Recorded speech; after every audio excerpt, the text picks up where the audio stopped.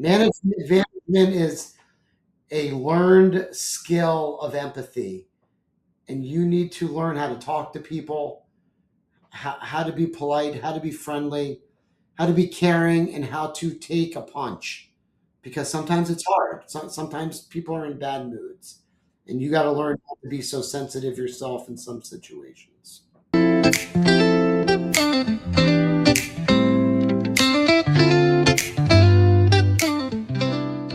Welcome to BPM, Behind People in Music, the podcast where we go beyond the stage, past the headlines, and straight into the real stories of the people who make the music industry run.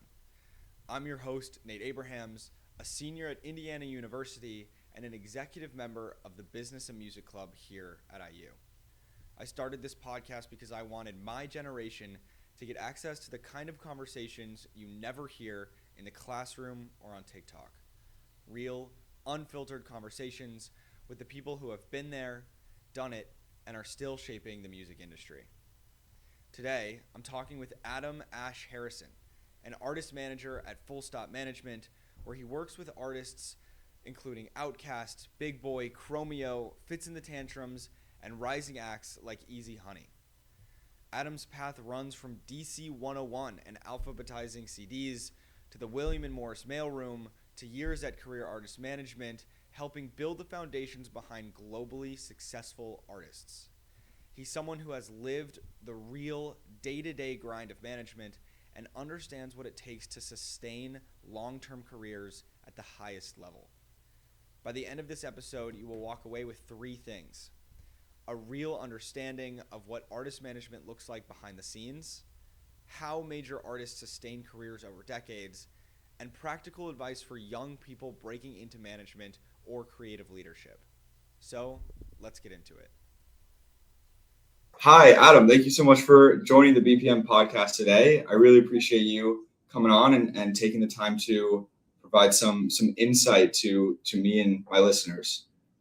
Awesome, Nate. I'm excited to be here. Yeah. Well, I will jump right into it with the first question being sort of a broader question, I think, about artist management, and I think this will sort of lead into deeper conversations. But I would say, especially for me, starting in the music industry, I think one of the main jobs that I really saw was artist management. And I think this might be a job that a lot of people maybe romanticize or think, might be more simple than it really is. And I'm curious from your perspective, what part of the job no one sees, and maybe what matters most or what matters more than people realize it does. Yeah, good question. I think there's no definition in a textbook of what an artist manager is. I am basically the point person for an artist's life, career, therapist, best friend, best man, brother. The roles aren't really defined, and there's no regulation on how close I am or how kept at bay I am on a career. So I have done things as an artist manager, which is walk a client down the aisle or been there for a funeral or planned, high school graduation for their kids or a bris or a bar mitzvah, or plotted out what the next 10 years look like with investments. And none of that has to do with anything on the music side. I've sat there in the room, in the studio and created huge hits. And, I've been behind the scenes when they've accepted Grammys and played Super Bowl performances. I think being a manager is just being present and being available and being a voice of reason, a moral compass, a fighter for your artist, and the front line of all that encompasses the artist's world. Yeah. Wow. I mean, I feel like in that, how do you build trust and that kind of relationship with an artist starting out? I mean, you're taking so many roles and are such a prevalent person in this artist's life. How do you build that? Oh man, I love this. Time. Nothing just happens like any relationship. You have a honeymoon period. You start to feel each other out a little bit afterwards on where it works and where it doesn't. You're constantly evolving as your artist wants you to be. But I think being human and being present is the most important things. I like to be at the moments that the artist needs me there the most. And sometimes that's the start of the tour, or that's a big interview, or that's, walking in to meet someone important. I like to be there in those moments. I like to include my artist in my life. I like them to see, what I'm doing so they know I'm human as well.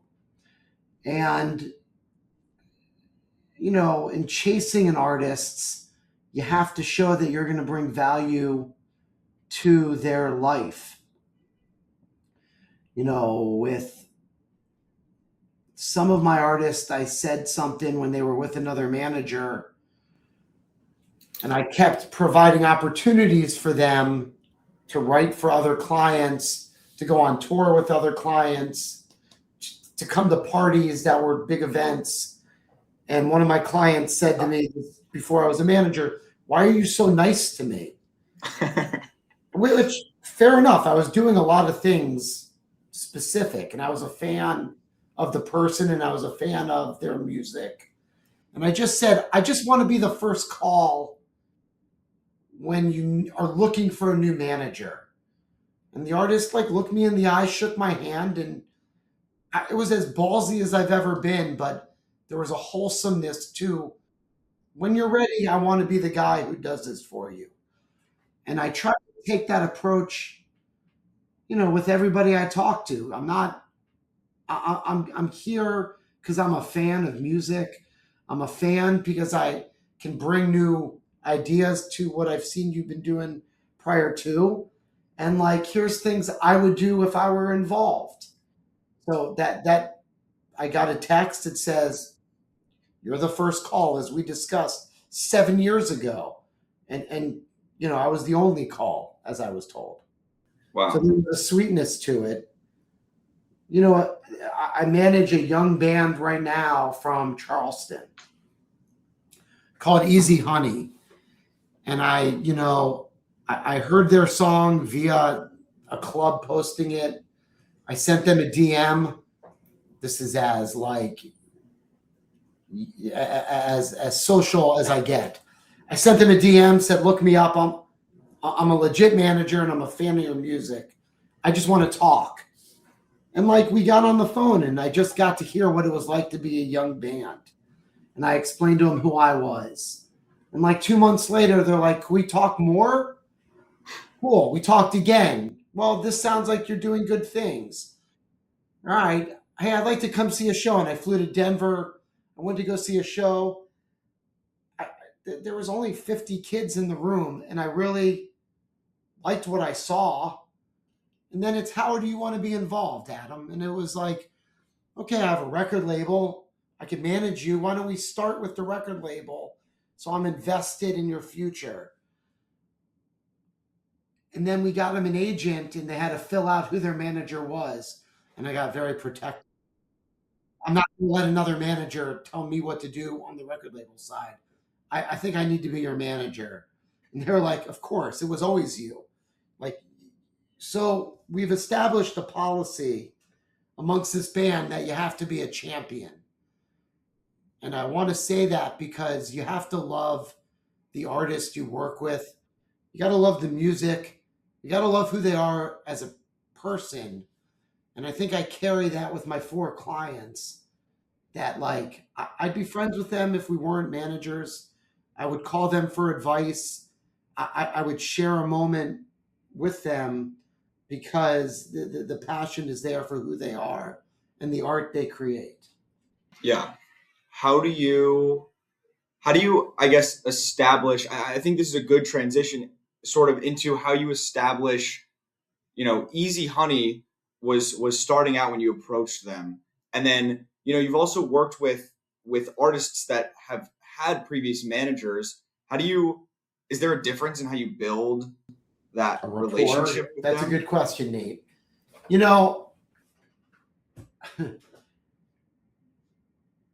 You have to have stability. So if I'm talking to young Hoosiers that are in college and want to go work in the music industry, I would say go pick a city. It could be New York, Nashville, or LA. You could convince me of Chicago, but I don't believe you. So go pick the city you want to move into, and it should be Los Angeles, unless you like country or want to be Midwestern. Because I think New York's music industry is shrinking, and I could tell a different version of this story offline or explain it differently shortly. So you move to LA, where everybody in LA who is 22 years old is working in the entertainment industry. And not just music, but they are working in publishing. They are working in movies. They're working in TV. They're working to be writers. Nobody's making money. Everybody is in a hive mindset of sharing ramen and watching college sports together and doing things together. Everyone's kind of equal. You build up a rapport with the community in Los Angeles, and everybody starts to grow. And you start to meet people. And you start to meet people who will include you in their life and introduce you to people. And you'll work hard. And I just believe that I got to meet some of my clients because, God, I've been in the music industry 10 years at a certain point. People can speak highly of me as someone who loves music, goes to shows, enjoys the industry and the history of it. And that shines well when you go meet an artist who wants to understand what publishing is, how their touring could get bigger. You have put in the time to work at talent agencies, management companies, record labels, to get a understanding of what you're doing. There's no rush to be successful in the music industry. You're going to find friends that hit rocket ships and lottery tickets. It's hard to sustain. And that's a deeper conversation, but you have to be passionate about the job you do. And as you meet these artists, I think they see in me that my time is spent working for them. And they will tell their other clients and their other friends that I can talk to my manager at any point about anything. And there is a perspective and a moral compass view of what the right thing to do is. And I think that speaks volume as a manager. And they could also say my manager's tough. My manager's going to go fight for me and tell me when to say no. Those characteristics spread and they have for me over the years. Yeah. How do you build that community in LA? I think this is definitely a conversation that, we've talked about, especially when I had first come to you, talking about LA versus New York and about the importance of the community in LA. So, Right, I can't tell that story. That's an awkward. Right. Yes. I'll say this: the going into an agency is so important to come out of college. I don't think you need a law degree or a graduate degree in business to go work in the music industry. What I think you need is to go work at a talent agency and treat the next 3 to 4 years as grad school or as law school. You'll learn to read a contract. You'll learn to write a professional email. You will learn to show up on time. You will learn to be the first one there, the last one to leave. All that's stuff you can't teach in class. All that is stuff you learned by being there.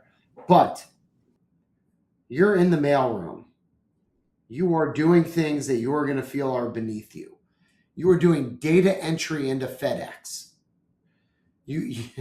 You are delivering the mail and getting coffee. You are doing it with someone next to you that loves music as much as you do, loves the music industry as much as you do, wants to be the person that discovers the next greatest band. They are in the room with you.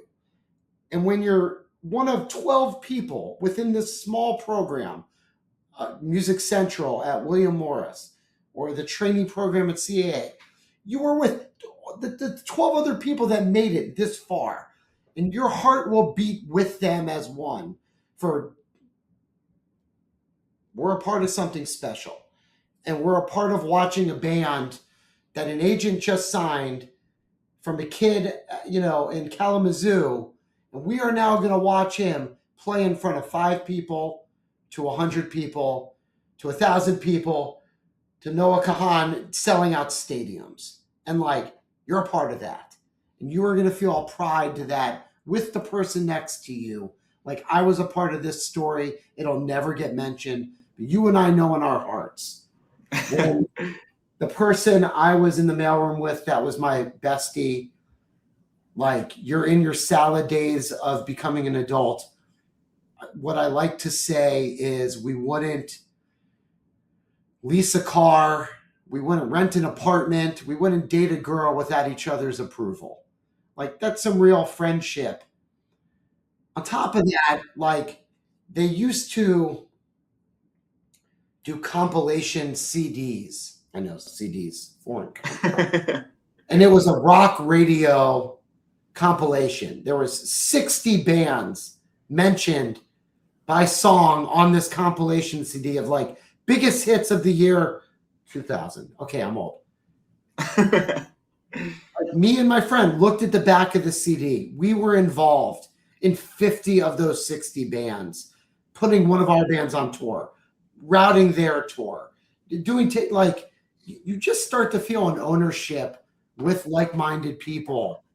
That friend of mine is now the head of William Morris Music. The girl that started orientation with me and became a roommate and a sister, our parents would visit and we would all go out to dinners together. She now books Stagecoach and runs the country music world. My best friend is an agent in London and gets all my first calls when my bands want to go international. You build up a pledge class that isn't just guys or girls. You're with music pledge class, and those people go far, and it becomes a community that you're a part of and take tremendous pride in. Now, as you get older and everyone starts to dissipate, it's cool when you're oh, my best friend now is marketing at Interscope. Or I know this person that's an agent at Rome in Chicago. I know. I said Chicago. Now an agent in Chicago. I've known this person 7 years. This band's looking for a manager, and I've known their agent. I got a lead for us. So you kind of watch your garden grow. The more you put in time here, working hard, sharing experiences with others. Mm-hmm. You kind of described, your situation a little bit, coming from, an Indiana University fraternity and working in the William and Morris mailroom. Yeah. And, how did that translate? You mentioned pledge class and the mailroom. Yeah. So I'm excited to hear sort of how this translated a little bit. All right. I'm going to start with how I discovered that I wanted to be in the music industry, more or less. I had a job in high school alphabetizing CDs at a radio station. Cool. I'm fortunate enough to skirt the system and be able to leave school to go do this. Again, it's a data entry job, but I got to see how a radio station works. When I got to college, I DJ'd at WIUS, still a station. It was in an old building. I did this only one semester because my time slot was from 4 to 6 a.m. on Wednesdays. Not sustainable. As a freshman, it is sustainable because God knows what you're doing as a freshman. When I got to a fraternity, and I don't like talking about fraternity life all that much, but I had to book a band to come play the fraternity as the social chair. you learn these skills when you're in a fraternity or a youth group or whatever on the school board. I made a call to an agent who was working, you're booking fraternity bands. This isn't like calling William Morris. This is East Coast Entertainment that books bar bands. Right. I was like, oh, you're in college, you like booking bands, want to come move to Richmond, Virginia this summer and intern for me? And it's like, yes. So Right. I like, you have to talk to your parents. I got a job at a restaurant. I worked at this agency during the day, learning how to book bands. I then started to take life a little bit more seriously about the music industry. Everybody goes abroad junior year. I went to Austin, Texas to go work at a record label where I started to learn about radio promotion. I knew somebody in LA. I was told to move to LA. I was pushed, go to LA, the Great West. You will find what you're looking for out there. I get a little spiritual in this conversation. I finished college in Bloomington senior year, but I was told to go try and get a job at William Morris. I think I called human resources at William Morris weekly from January until April, where they said, we don't know, like, do you live in Los Angeles? And I just kept saying, like, I want to come work there. I want to come work there. I've done this. I've had internships. Touring is a passion. Do you live in Los Angeles? I don't. I live in Bloomington, Indiana. Well, come here and meet us. For spring break, my spring break was doing interviews senior year. I met with them. I told them what I wanted to do. It's a process, but I got a call a week later and said, like, how fast can you start? What a dream. I graduated the first week of May. John Mellencamp spoke at our graduation. Cigarette dangling, classic rock. And then I drove my Civic the next day across the country to Los Angeles and started 2 weeks later. I had no real friends in Los Angeles. You're pretty vulnerable when you're 22 and you move to the greatest city in the world, LA, where you don't know anybody, but you're a part of, something special. You're following in a trope of starting in a mailroom and building up, the hustle in which you wanted to be a part of. And I dreamt of this. I dreamt of being a part of the music industry and discovering music and shepherding careers. To tie it back to a fraternity or a youth group, which I think is even more important because I technically wasn't a president, but as the leader of a small organization, that's what you are as a manager. You shoulder the responsibility of taking the blame, but you delegate the responsibility of everybody working with you on behalf of a certain goal. So as the manager, I told you earlier some of the things you do for your client, but for the band's business, you're the point of contact with the lawyers, the business managers, the record labels, the booking agencies, the branding agencies, and you're the conduit who tells the agent, this is what I'm doing and this is who I'm talking to and this is where the direction is. I found that to be similar to being president, that I would talk to the social chair, the recruiting chair, the vice president, the treasurer, the secretary, the person who was in charge of doing charitable events and giving back. You want your hand in as many pots as possible and people working on behalf of a common good. And I believe that's what a fraternity was, the common goal to have a good time and to have some sort of connection with each other and managing a band that, it's not just one person singing a song. It's many facets of a business that you're responsible for. Yeah. Long-winded, but I think I got there. Yeah. So staying, I guess, on management and leadership, do you see management sort of changing as, you're talking about all of these different points of contact that you are managing for the artist and you're in contact with, does that change at all as you become more of a leader within the management company? And do you take on different roles? Yeah, it's funny. I'm in a transitioning period where the kid who worked for me for 6 years, fellow Hoosier Brad Kriegel, is leaving. Wow. Brad came in from the touring side. All right, let's back up. Brad came to me when he was a junior in college in Bloomington, where he was booking shows for his fraternity, looking for what to do when he graduated college. My advice was go work at a talent agency, and I will find you in a couple years if you want to come to management. Sounds good. He got a job at ICM. He was booking. I spoke at a Hollywood Hoosiers event. Brad saw that I was speaking, stood in the back of the room, and we smiled. And a day later, like the light bulb, that's right. I need to hire a new person to come work for me. I told this kid what to do. He listened. It's a Hoosier. It's a mini me. He started to work for me 3 weeks later. He'd been with me for 6 years. So as you learn as a manager how to delegate, I have done every role possible. I've done the logistics side, especially with Maroon 5, who I was with for 10 to 15 years, where I handled everything that went across Maroon 5's desk for a long time. Brad did that for me and handled the logistics. So there became a transitional period where I'm now the leader, and that's a different story to tell. I'm now the leader of this organization, and I now have someone who I delegate the travel responsibilities to, the collecting of the funds to.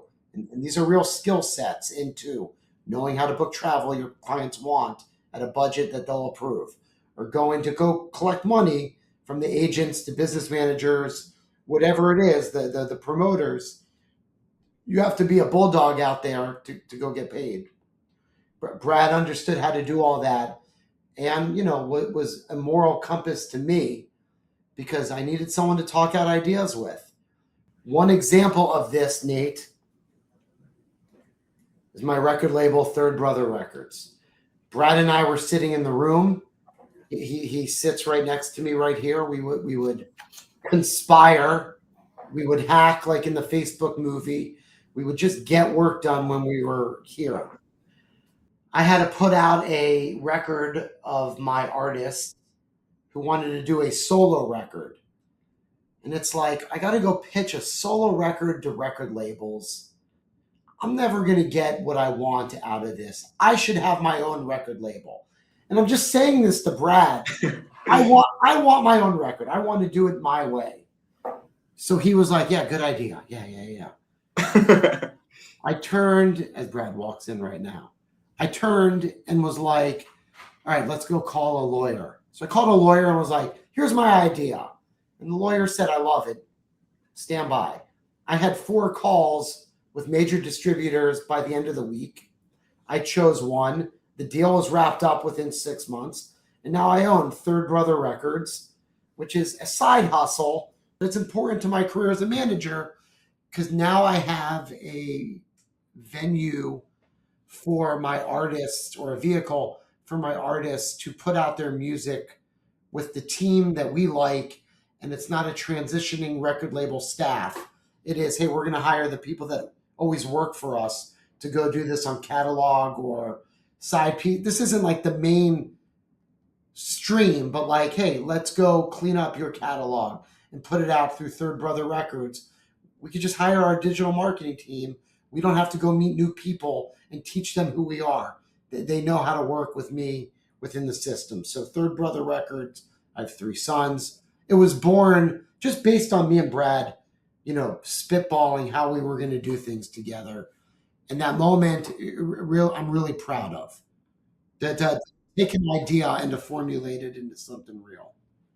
Yeah, can you expand a little bit on Third Brother? I think it's a big deal for a manager to start your own label. And you talked about the idea of going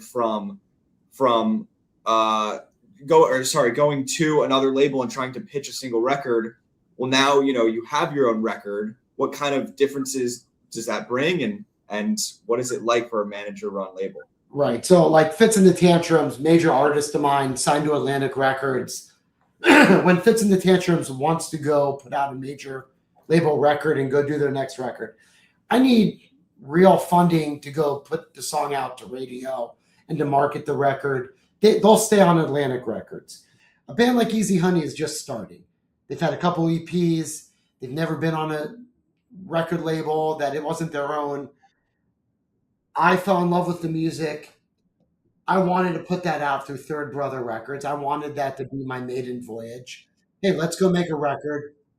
Let's go get my friends who mix. We went to Tony Hoffer. I wanted to use my Rolodex to start pushing them.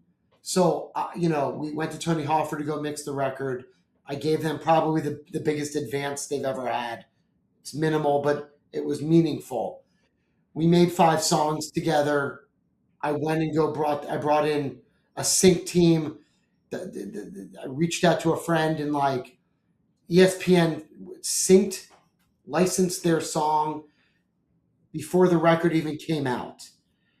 And we started to make calls and we got on some playlists that they'd never been on before. And they got to like just take a small step to build it together, that we're making music together that had never been there before. With Fitz and The Tantrums, I'm going to put out their catalog because it was with someone else and it was a 50-50 deal. And now I'm offering a more favorable rate. We can get into logistics later on, Nate, when you come to work in management. But for now, it just presents, hey, we need a place to go park our catalog. Let's park it at home base. You know my 3 sons. It feels like family. You've been with me 10 years. It's like we know what we're working with here, and we could go succeed because we're all part of something special. Yeah. I'd love to talk about the word momentum and sort of what that means in management. I think it kind of applies to a lot of different things and sort of spans an application across what we've talked about. But momentum being something that I think is very important in an artist's career. And I'm curious where you see that word playing in an artist's career and also in a manager's career. As a manager, I'm going to reference back the highlights of the word momentum in my life. And I phrase it a little bit differently. Yeah. I'm a good manager, I think, because I know what to do when there's a lightning in the bottle moment. I learned that from Jordan Feldstein, who I worked for a long time. Maroon 5 was on tour in the summer of 2011. And our ticket counts were not where we wanted them to be. We would put out a record that was middling in the career trajectory. I don't know if we were headed the right way. We decided to, and it's we, again, I'm not the leader. I got to learn this through Jordan as his right hand. We got to watch Adam, who was trying The Voice in season 1, which was kind of a, hey, if it's a hit and we win. If it doesn't work out, no one's going to remember that you tried a television show that went away after 1 season. Because there was a couple shows before The Voice that didn't go anywhere. Duets being one of them. So we tried this show, and we're on the show, and Adam's like, I kind of want to co-write. And this was new to Adam. So we got a song from Benny Blanco. Adam was like, okay, yeah, I'll record this. I like to say that Christina Aguilera was my idea because she was on The Voice with Adam. We should put her on the song. So we put her on Moves Like Jagger. And then we didn't tell the label that was the song we were going to perform on The Voice that night. We just did it. We performed Moves Like Jagger on The Voice and debuted the song. Wow. That summer, we were under 2,000 tickets at Mud Island in Memphis, having a tough time. That song came out. That video came out. if you still look on iTunes, it says the Moves Like Jagger from The Voice live performance, not an official track, is the big song. And by the end of the summer, I think we sold out 2 nights at the Hollywood Bowl, which is 50,000 tickets. That was that was because of one performance on TV. Yeah. That led to Maroon 5 having a track, like a record that followed, which was like 10 number ones in a row. Songs like Maps and Animals, and it went into us doing the Sugar video, which again was a lightning in the moment video when we crashed weddings. And it really continued through. Jordan passed away. We did Girls Like You, and I put Cardi B on that song. I like to take credit. I think people will definitely get mad when I say that. I think who didn't want Cardi B in the moment of 2018? It was an easy layup. We put Cardi B in that song, and in the moment, again, in real time, I'm watching the YouTube streams overnight hit 1 million from the moment we released it, the start of the tour. By the next day, it was like, it was a moment that, like, you can't write the formula for. We had just hit it in my mind from the Sugar video and Moves Like Jagger, a third time with this band on a second chapter of their career, which led to the Super Bowl and stadiums around the world. I'm so proud that I learned from Jordan, and we were able to kind of conceptualize not how to make these moments happen, but when you have these moments, how to press the red button and increase all the leverage in the world to what it is. Adam was on The Voice for 20 seasons. Just what an illustrious career Maroon 5 has had, because basically that moment shifted and reshifted after the success of their first record. And like, it wasn't me. I was a part of a team that did it, but I'm super proud of how far they came and how to take some of those wins together. Fitz and The Tantrums has moments where, like, Out of My League is a viral hit, and how we could turn it into a TikTok moment that kind of grows the band's profile, where all of a sudden we have 20 million monthly listeners. Not that's high for us. And all of a sudden we're streaming the song 1 million times a day. It just joined the Billions Club. You learn to kind of resurface things and how to bring them back and what to do in those moments. Yeah. Is there now looking specifically at, you going from alphabetizing CDs in high school and DJing as a freshman from 4 to 6 a.m. to working with Maroon 5 and making the big Cardi B decision and starting Third Brother Records? Talking about momentum there, and then also, was there a specific mindset that you had to have to build that kind of momentum throughout your career?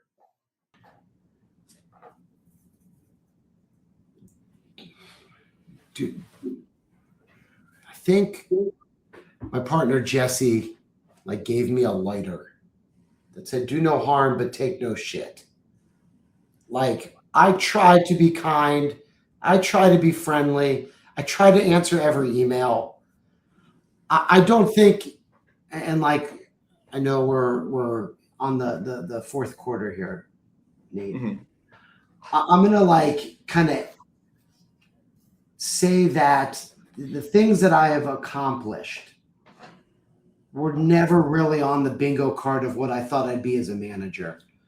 And as much as I like to be a steward of the music industry, I like to give back and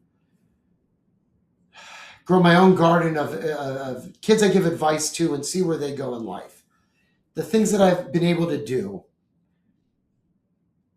from Super Bowls and Maroon winning Best New Artist and being at the Grammys, it really being at the Rock and Roll Hall of Fame with Big Boy and Outkast in the last year, and putting together a performance that I felt like broke the internet, and having my client and friend Big Boy get elected into the Rock and Roll Hall of Fame. I'm not saying that's the end of my career as a manager, but what a notch in my belt as someone in their 40s to have a Super Bowl artist and a Rock and Roll Hall of Fame artist in their time, to have a record label. Like, I don't think there's a script on how to be successful. I don't even know if I'm successful as a manager. I just know I'm successful in the fact that I do what I love. I love the people I work with. I love the culture I created. And it's something I'm really proud of when I talk to both my children and my parents. And it's, you guys did a good job. I'm trying to do a good job. I get to kind of live this dream that I never expected, with highs and lows, as with everybody in life. Yeah. We've talked a little bit about, what it was like coming from college and some advice there, about going into an agency, wanting to work in the music industry. Is there any additional advice that you would give to kids in high school or college that are enthusiastic or passionate about working in the music industry? Yeah, I'm going to say, like, read books. I know that's weird. Like, who reads books? I like who reads books in their 20s. Right? I found a gentleman who I worked for at Doolittle Records in Austin, Texas, who asked me what I listened to when I started that first day. And I said Dave Matthews. And what? It was true. In 1999, he slapped. He just kind of looked at me and was like, okay, let's expand your palette, please. And he brought in his own catalog of CDs of the Replacements, the Pixies, and Uncle Tupelo and Wilco. And he was like, I just want to put a little hair on your chest.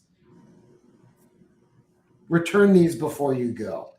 So, he opened his mind, and then he would just feed me books. He fed me the book Hitman. He fed me the book The Operator. He fed me the book Mansion on the Hill. Go read about the music industry. Go learn what radio promotion is. Go read who Irving Azoff is. Go read how in the 70s and 80s things happened. Learn why MTV was important. Learn how Paul Tillett started Coachella. If you're going to work in the music industry, one, as a college kid, go work at a talent agency so you learn how to be professional. Two, go be a steward of things so you understand the history of the different roles and who the different people are. Now, again, I'm a couple generations up from you in college, Nate, if you want to define it by cool. Some of my geriatric shit that I'm saying worked for me. There's books for you to read. How I Want My MTV. There's things you can read about where you start to understand who the people are above you, how to be respectful. I think as a kid, when I met people who I read about in the books, I got the fanboy out when I met Peter Jesperson, who managed the Replacements. People are human and like praise and like to know that kids appreciate that they got there in front of them. And I think I always did a good job of being respectful and appreciating the path in which I got here and which others got here. Yeah, awesome. I think that's great advice. I am trying to take it myself and read as much as I possibly can. As little as 20-year-olds read books nowadays. Don't surprise it on AI. That hack is too hackful. I do want to compliment you. Your questions, I was afraid they were going to be AI generated, and they don't feel that way. And I very much approve of said work that you put into this. Do the work. That's my advice. Yeah. Management is a learned skill of empathy, and you need to learn how to talk to people, how to be polite, how to be friendly, how to be caring, and how to take a punch. Because sometimes it's hard. Sometimes people are in bad moods. And you got to learn how to be so sensitive yourself in some situations. Yeah. Well, I know we're getting to the end of our time. There's two specific questions that I like to ask every guest that I have on, both veered towards you, but theme-wise similar. It's a mini case study question and a legacy question. I'll start with the mini case study question. It's like a scenario-based question. So I'll give you a light scenario, and then you can answer it however you see fit.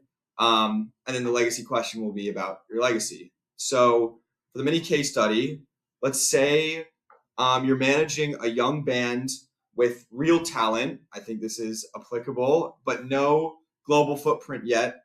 They have great songs, a strong live show, some early momentum. Maybe they just signed to a new record label, but no hit or massive tour or co-sign yet. If your goal is to build the foundation for a 10+ year career, not just one viral spike, what are the first big decisions you would focus on? How would you approach these releases, the touring, and the brand in that first critical chapter of their career? Good question, Nate. I feel like I hear myself repeating the things in conversations I've had with bands for the last 25 years. In the scenario you have presented in front of me, I would say micromanage the shit out of your local and regional career. Let's take Bloomington, for example. Go play the Bluebird, sell out every show you play at the Bluebird. So you could tell people it's a sellout show at the Bluebird. Go find another college town that you can then make your second sellout town. I don't know if it's Oxford in Ohio or Miami of Ohio is. I think that's Yeah, a few hours away. 2 hours away. Doable. Go build out a second college market. Go build out West Lafayette. Boo. Go build out South Bend. Go build out Louisville. Go micromanage 4 or 5 cities within reach that you, and look, you don't have to sell out every show. Go build it up, right?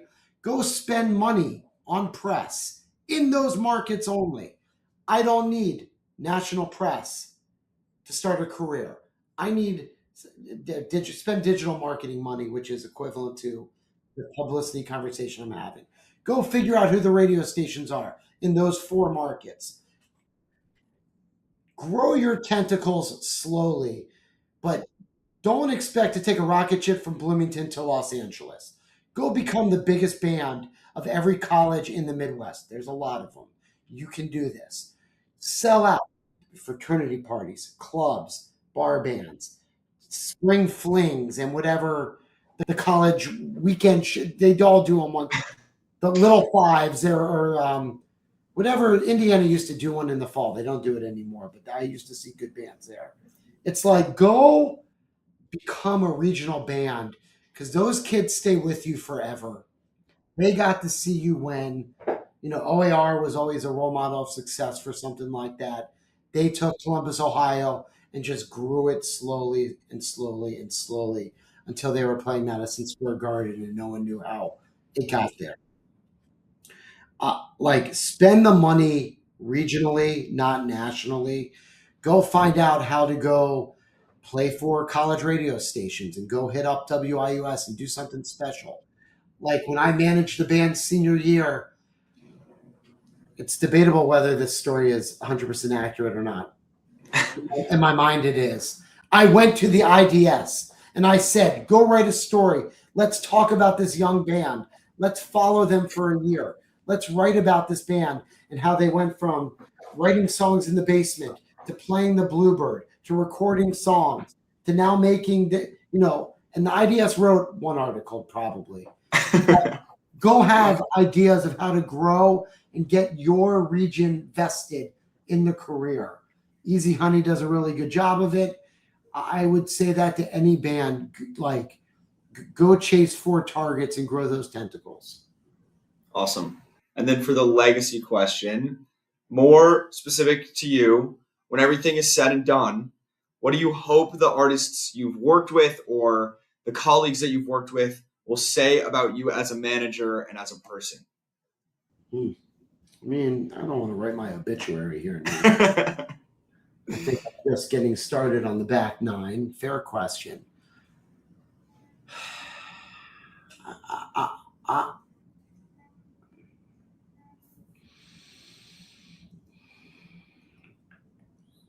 I'm going to phrase it a bit of a different way because I've had situations with clients that have been tough. I've messed up things in life. Nobody's perfect. But the brother of one of my clients said to him, "Why would you leave Adam? He cares so much about you. You're not going to get that at another place. The empathy, the time, the concern, the compassion. I want to leave a legacy that I'm a manager that was always vested in my client's career. And I can be human about where I've been wrong. And I can be human that I have given it my all. I don't think anyone's going to say I half-assed a career in the music industry, a career as a manager. I have generally felt beloved because I think I put it back out there that I love being here and love what I do. Whether that's being a dad, being a partner, being a steward of the music industry, I think anybody would report back that he loved what he did and he loved being a part of it. The industry as a whole. I didn't fall into this. This is what I wanted. Yeah. Yeah. Well, I think this is a perfect way to sort of, engulf everything that we've talked about and a great end to this episode. And again, I really appreciate you coming on and taking the time to provide all this insight and these great stories. And I look forward to more conversations. You did a great job, Nate. I look forward to more conversations as well. And we will sidebar, and I hope to see you in LA soon enough. Awesome. Perfect. Talk soon. If you're listening right now and you learned something new, do me a favor, share this episode with a friend, leave a comment, and make sure you subscribe so you don't miss the next conversation. We've got some incredible guests lined up from every corner of the industry, from artists to managers to executives, and I promise every episode will give you insights you can't get anywhere else. This has been BPM, Behind People in Music. I'm Nate Abrahams. Thanks again for listening, and I'll see you next time.